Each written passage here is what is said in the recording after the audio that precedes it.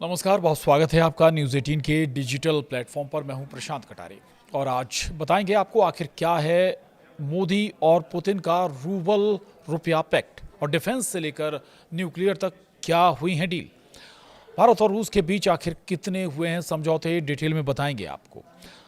पहले अगर संक्षेप में बात करें तो 23वें भारत रूस शिखर सम्मेलन में पीएम मोदी और राष्ट्रपति पुतिन ने ऐतिहासिक संयुक्त बयान जारी किया। दोनों देशों ने 2030 तक 100 अरब डॉलर के व्यापार और नेशनल करेंसी में सेटलमेंट का लक्ष्य रखा है।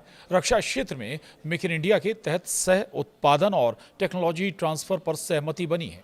वहीं रूस ने यूएनएससी में भारत की दावेदारी का समर्थन किया और आतंकवाद के खिलाफ जीरो टॉलरेंस की प्रतिबद्धता भी दोहराई। तो 5 दिसंबर 2025 का दिन इतिहास के पन्नों में स्वर्ण अक्षरों में दर्ज हो गया है। ये वो दिन है जब दुनिया की दो सबसे पुरानी और भरोसेमंद ताकतों ने पश्चिमी देशों की छाती पर मूंग दलते हुए एक नई विश्व व्यवस्था का शंखनाद कर दिया। अमेरिका और यूरोप की तमाम धमकियों, प्रतिबंधों और कुटिल चालों को दरकिनार करते हुए रूसी राष्ट्रपति व्लादिमीर पुतिन ने भारत की धरती पर कदम रखा। प्रधानमंत्री नरेंद्र मोदी ने अपने सबसे जिगरी दोस्त का ऐसा स्वागत किया कि पूरी दुनिया देखती रह गई। ये सिर्फ एक कूटनीतिक दौरा नहीं था, बल्कि ये पश्चिम के मुंह पर एक करारा तमाचा था। 23वें भारत रूस वार्षिक शिखर सम्मेलन में जो फैसले लिए गए हैं, उन्होंने ये साबित कर दिया है कि भारत और रूस की दोस्ती फेविकोल का वो मजबूत जोड़ है जो किसी भी भू राजनीतिक तूफान में टूटने वाला नहीं है। ये साल बेहद खास है। ये भारत और रूस की रणनीतिक साझेदारी यानी स्ट्रेटेजिक पार्टनरशिप की 25वीं वर्षगांठ है।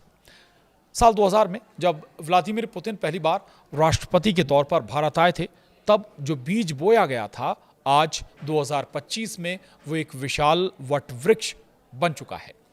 प्रधानमंत्री नरेंद्र मोदी और राष्ट्रपति व्लादिमीर पुतिन ने संयुक्त बयान जारी कर साफ कर दिया है कि ये रिश्ता विश्वास और आपसी सम्मान की उस नींव पर खड़ा है जिसे कोई हिला नहीं सकता। महाशक्तियों का, जी हाँ, महाशक्तियों का हुआ है मिलन। 5 दिसंबर को जारी संयुक्त बयान यानी जॉइंट स्टेटमेंट का एक एक शब्द इस बात की गवाही देता है कि भारत और रूस अब मल्टीपोलर वर्ल्ड यानी बहुध्रुवीय विश्व के सबसे बड़े आर्किटेक्ट बन चुके हैं। दोनों नेताओं ने साफ किया कि दो बड़ी शक्तियों के रूप में उनकी ये साझेदारी वैश्विक शांति और स्थिरता के लिए एक लंगर की तरह है, एंकर की तरह है। ये अमेरिका की उस दादागिरी को सीधी चुनौती है जो दुनिया को अपने हिसाब से चलाना चाहता है। संयुक्त बयान के 70 बिंदुओं में छिपा है भविष्य का वो रोड मैप जो भारत को एक मिलिट्री और इकोनॉमिक सुपर पावर बनाने के लिए तैयार किया गया है। चाहे वो डिफेंस हो, स्पेस हो, न्यूक्लियर एनर्जी हो या फिर ट्रेड, हर मोर्चे पर रूस ने भारत का हाथ थाम लिया है। डिफेंस में कैसे मिला मेक इन इंडिया को रूसी बूस्टर, ये भी जानिए। दरअसल रक्षा क्षेत्र हमेशा से भारत और रूस संबंधों की रीढ़ रहा है, लेकिन इस बार कहानी बदल गई है। अब भारत सिर्फ खरीदार नहीं है। प्रधानमंत्री मोदी के आत्मनिर्भर भारत अभियान को रूस ने अपना पूरा समर्थन दिया है।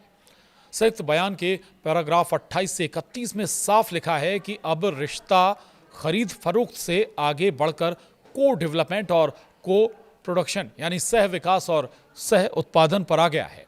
रूस ने वादा किया है कि वो भारत में ही अपने हथियारों के स्पेयर पार्ट्स, कंपोनेंट्स और एग्रीगेट्स का निर्माण करेगा। इसका मतलब समझ सकते हैं आप। इसका मतलब है कि अब युद्ध के समय भारत को स्पेयर पार्ट्स के लिए मॉस्को की तरफ नहीं देखना पड़ेगा। सब कुछ भारत में बनेगा। टेक्नोलॉजी ट्रांसफर के जरिए रूस भारत की सेना को वो ताकत देने जा रहा है जिससे हमारे दुश्मन थर्रा उठेंगे। इतना ही नहीं, भारत में बने ये रूसी हथियार दोस्त देशों को एक्सपोर्ट भी किए जाएंगे। ये भारत को डिफेंस मैन्युफैक्चरिंग हब बनाने की दिशा में सबसे बड़ा कदम है। वे नई दिल्ली स्थित हैदराबाद हाउस में मिले पुतिन और मोदी। 22वीं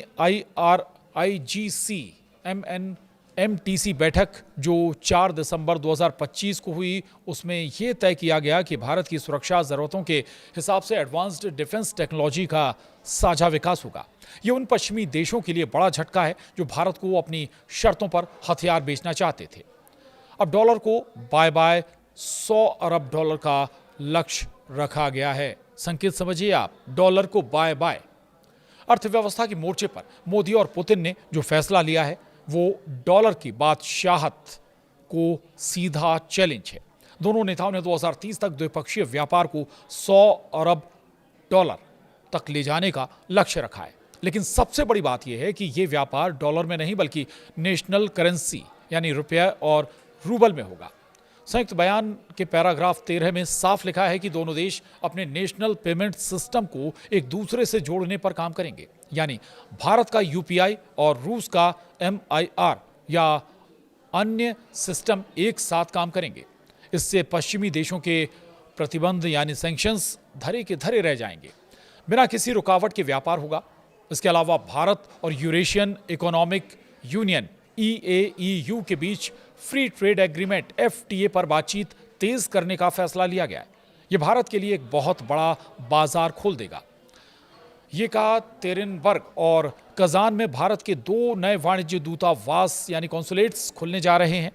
ये बताता है कि भारत अब रूस के सुदूर इलाकों तक अपनी पहुंच बना रहा है।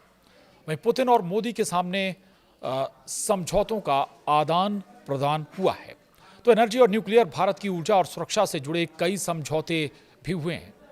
ऊर्जा सुरक्षा के मामले में रूस भारत का सबसे बड़ा साझेदार बनकर उभरा है। संयुक्त बयान में कुडनकुलम न्यूक्लियर पावर प्लांट यानी KKNPP के काम में तेजी लाने और भारत में एक दूसरी साइट आवंटित करने पर सहमति बनी है। रूस भारत में 100 गीगावाट न्यूक्लियर एनर्जी के लक्ष्य को पूरा करने में मदद करेगा। इतना ही नहीं, रूस ने भारत को तेल, गैस और फर्टिलाइजर की लॉन्ग टर्म सप्लाई की गारंटी दी है। जब पूरी दुनिया में ऊर्जा संकट की आहट है, तब पुतिन ने मोदी को आश्वस्त किया है कि भारत की गाड़ियों का पहिया कभी नहीं रुकने दिया जाएगा। कोयला गैसिफिकेशन टेक्नोलॉजी हो या पेट्रोकेमिकल्स, रूस हर कदम पर भारत के साथ खड़ा है। रूस के सुदूर पूर्व Russian for east and Arctic क्षेत्र में भारत की एंट्री एक गेम चेंजर है। पैराग्राफ 21 में 2024 से 2029 के लिए सहयोग कार्यक्रम का जिक्र है। व्लादिमीर पुतिन ने भारत को आर्कटिक के संसाधनों में हिस्सेदारी का ऑफर दिया है। ये वो इलाका है जहां तेल, गैस और दुर्लभ खनिजों का भंडार है। Chennai Vladivostok maritime corridor, eastern maritime corridor और नॉर्दर्न सी रूट पर सहयोग बढ़ाकर भारत ने चीन की बेल्ट एंड रोड इनिशिएटिव को करारा जवाब दिया है। भारत अब सीधे आर्कटिक के रास्ते यूरोप और रूस से जुड़ सकेगा। ये सामरिक और आर्थिक दोनों नजरिए से भारत की बहुत बड़ी जीत है। इतना ही नहीं, आतंकवाद और पाकिस्तान को भी सीधी चेतावनी यहां से दे दी गई है। तो संयुक्त बयान का पैराग्राफ 60 पाकिस्तान के लिए किसी बुरे सपने से कम नहीं है। इसमें 22 अप्रैल 2025 को जम्मू कश्मीर के पहलगाम में हुए आतंकी हमले और 22 मार्च 2024 को मॉस्को के क्रोकस सिटी हॉल हमले की कड़े शब्दों में निंदा की गई है। मोदी और पुतिन ने एक स्वर में कहा है कि आतंकवाद के खिलाफ जीरो टॉलरेंस की नीति अपनाई जाएगी। सीमा पार से आतंकवाद यानी cross border movement of terrorist और टेरर फाइनेंसिंग का जिक्र करके इशारों में पाकिस्तान को बता दिया गया है कि अब उसकी खैर नहीं। दोनों देशों ने कसम खाई है कि वे आतंकियों के सेफ हेवन, सुरक्षित पनाहगाहों को जड़ से उखाड़ फेंकेंगे, चाहे वो अफगानिस्तान में छिपे आतंकी हों या पाकिस्तान में। भारत और रूस मिलकर उनका सफाया करेंगे। इतना ही नहीं, संयुक्त राष्ट्र में भारत की वीटो पावर की पक्की गारंटी भी मिल गई है। संयुक्त राष्ट्र सुरक्षा परिषद यानी UNSC में सुधार और भारत की स्थायी सदस्यता, परमानेंट मेंबरशिप को लेकर रूस ने अपना समर्थन फिर दोहराया है। पैराग्राफ 42 में साफ लिखा है कि रूस एक रिफॉर्म्ड और एक्सपेंडेड UN सिक्योरिटी काउंसिल में भारत की स्थायी सदस्यता का दृढ़ समर्थन, स्टीडफास्ट सपोर्ट करता है। ये उन देशों के लिए संदेश है जो UN में भारत का रास्ता रोकने की कोशिश करते हैं। रूस ने साफ कर दिया है कि वो अपनी वीटो पावर और कूटनीतिक ताकत का इस्तेमाल करके भारत को उसका हक दिलाकर रहेगा। साथ ही रूस ने भारत के न्यूक्लियर सप्लायर्स ग्रुप यानी NSG में शामिल होने का भी पुरजोर समर्थन किया है। इसके बाद बात स्पेस की भी कर लेते हैं। स्पेस या गगनयान से लेकर ग्रहों की खोज तक में दोनों देशों के बीच सहयोग होगा। स्पेस सेक्टर में भी दोनों देशों ने नई ऊंचाइयों को छूने का फैसला किया है। इसरो और रोस्कोस्मोस के बीच इंसानी मिशन यानी human space flight rocket engine का विकास और ग्रहों की खोज प्लेनेटरी एक्सप्लोरेशन में सहयोग बढ़ाया जाएगा। भारत का गगनयान मिशन हो या भविष्य के स्पेस स्टेशन का सपना, रूस की टेक्नोलॉजी भारत के लिए अहम साबित होगी। इसके अलावा कनेक्टिविटी पर भी फोकस होगा। International north south transport corridor INSTC को मजबूत करने पर जोर दिया गया है। ये रूट भारत को ईरान और मध्य एशिया होते हुए रूस और यूरोप से जोड़ेगा। ये स्वेज नहर का विकल्प बन सकता है और व्यापार की लागत को काफी कम कर देगा। रूस और भारत की रेलवे के बीच सहयोग से टेक्नोलॉजी एक्सचेंज होगी, जिससे भारतीय रेलवे को आधुनिक बनाने में भी मदद मिलेगी। इसके अलावा क्रिटिकल मिनरल्स और टेक्नोलॉजी पर भी मिलकर काम करेंगे दोनों देश। आज की दुनिया में जिसके पास चिप्स और क्रिटिकल मिनरल्स हैं वही राजा है। संयुक्त बयान के पैराग्राफ 33 में क्रिटिकल मिनरल्स जैसे लिथियम, कोबाल्ट और रेयर अर्थ मटेरियल्स की खोज और प्रोसेसिंग में सहयोग की बात कही गई है। यह हाईटेक इंडस्ट्री और इलेक्ट्रिक वाहनों के लिए ज़रूरी है। दोनों देश क्वांटम कंप्यूटिंग, AI और डिजिटल सिक्योरिटी में भी साथ मिलकर काम करेंगे। और अब बेहद महत्वपूर्ण बात आखिर में, जहां 2026 में मॉस्को में अगला महासम्मेलन होने जा रहा है और इस ऐतिहासिक दौर का अंत एक और बड़ी खबर के साथ हुआ है, जहां राष्ट्रपति पुतिन ने PM मोदी को 2026 में 24वें वार्षिक शिखर सम्मेलन के लिए रूस आने का न्योता दिया है। PM मोदी ने इसे स्वीकार कर लिया है और इसके साथ ही भारत और रशिया की दोस्ती प्रगाढ़ होने के रास्ते पर और 2 कदम आगे बढ़ गई है। आज के लिए इतना ही। नमस्कार।